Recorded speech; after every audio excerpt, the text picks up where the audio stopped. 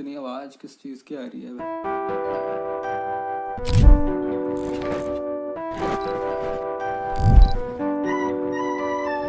आकर्षित रहना तुझसे आदत मेरी बचपन की है। मानो ना मानो ये जगह काफी फुकट सी है। मुझे दूर दूर से देखना है आता तुझे, मेरे दिल को कुछ से समेटना भी सिखा दे मुझे। हाँ जो कुछ तुझ में देखा था, क्या था आखिर क्या था क्या था। बच्चा हूँ मैं भटका सा, प्यासा मैं तेरा हूँ प्यासा। प्यार तुम्हें पता है भारत देश एक ऐसा देश है जहाँ मंदिर की आबादी बहुत ज़्यादा है। हर एक शहर में 50 से 60 आराम से मंदिर होते हैं, छोटे बड़े। और ऐसे इतने ज़्यादा मंदिर हैं। 4 विष्णु जी के तीर्थ स्थान हैं हमारे।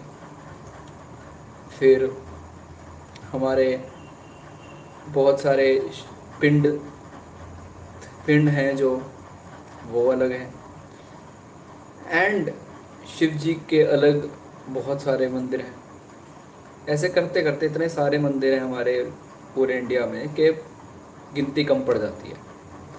इनफैक्ट हमारे यहाँ पे कुछ ऐसे मंदिर भी हैं जो मायावी माने जाते हैं, मिस्टीरियस माने जाते हैं। ऐसे मंदिर जिसमें शक्तियाँ हैं ऐसा माना जाता है। कुछ ऐसे मंदिर हैं जिनकी कहानी और जिनकी रियलिटीज़ इतनी ज़्यादा पकाने वाली है कि आप सोच में पड़ जाते हो। आज की वीडियो में हम कुछ ऐसे ही मंदिरों के बारे में बात करेंगे। आज तुम सबसे पहले ये सोचो कि तुम एक ऐसी जगह पे हो जहाँ चूहे चूहे भरे पड़े हैं।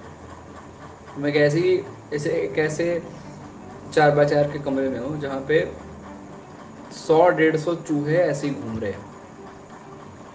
काफ़ी अजीब माहौल सा बन जाता है ना। बहुत ज़्यादा स्मेल होती है, बहुत ज़्यादा शोर होता है। इनफैक्ट अगर तुम्हारे कमरे में एक भी चूहा घुस जाए तो तुम पूरी रात को ऐसे हो जाते हो कि ये बाहर निकलेगा तभी मैं सो पाऊँगा, राइट। हाइजीन का डर हो जाता है and there is a lot of problems कि वो काट लेगा या कुछ कर लेगा।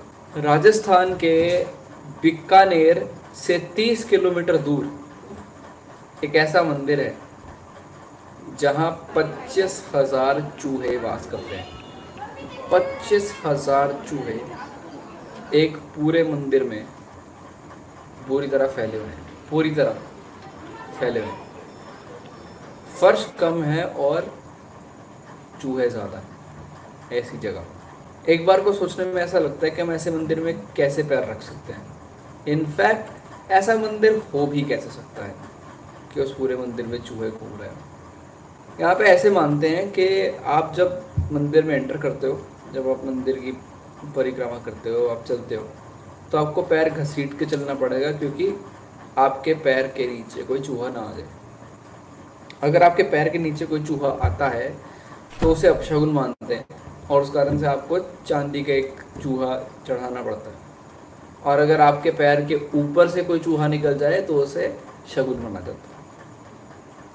इस पूरे मंदिर में काले और वाइट दोनों चूहे होते हैं और वाइट की संख्या बहुत ज़्यादा कम है। और अगर आपको वाइट वाले चूहे दिख जाते हैं तो बहुत ज़्यादा शुभ माना जाता है, आपके लिए बहुत अच्छा माना जाता है। मंदिर में करनी माता की मूर्ति तो है और उस मूर्ति के साथ साथ चूहों को भी पूजा जाता है। जो प्रसाद मंदिर में करनी माता को चढ़ता है वो पहले चूहों को भी खिलाया जाता है, फिर श्रद्धालुओं में बांटा जाता है। एंड ये नॉर्मली लोगों की हाइजीन के लिए बहुत ज़्यादा एक प्रॉब्लमेटिक चीज़ बन जाती है। बट आज तक ऐसा एक बार भी नहीं हुआ है कि चूहों ने प्रसाद खाया हो और आपने जब उसको खाया हो तो किसी को कोई बीमारी, कोई दिक्कत हुई हो। इनफैक्ट वो चूहे आज तक भी किसी को काटते नहीं हैं। और तो और 25,000 चूहे होने के बाद भी उस मंदिर में चूहे की वजह से एक भी स्मेल भी नहीं है। It is all good there. But सवाल ये पड़ता है, कितने चूहे हैं क्यों? ऐसा मंदिर ये बना क्यों है? वेल, द रियलिटी इज के करनी माता का मंदिर माता करनी के ऊपर बना हुआ है, जो माना जाता है कि वो दुर्गा माता की एक अवतार थे, जो बचपन से ही काफ़ी संन्यास में बिलीव करते थे। इनका जन्म 20 सितंबर को हुआ था 1380 के आसपास। तो मेन कहानी ये है चूहों की। चूहे क्यों हैं, वो कारण ये है कि जब इनकी शादी हो गई थी तो शादी के जस्ट बाद इन्होंने संन्यास ले लिया था और एक वही बीकानेर से 20 किलोमीटर दूर एक केव में जाकर तपस्या करते थे माता रानी की।